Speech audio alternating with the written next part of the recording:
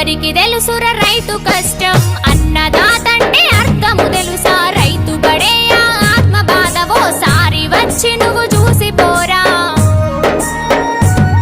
నీ వెనక ఉన్నా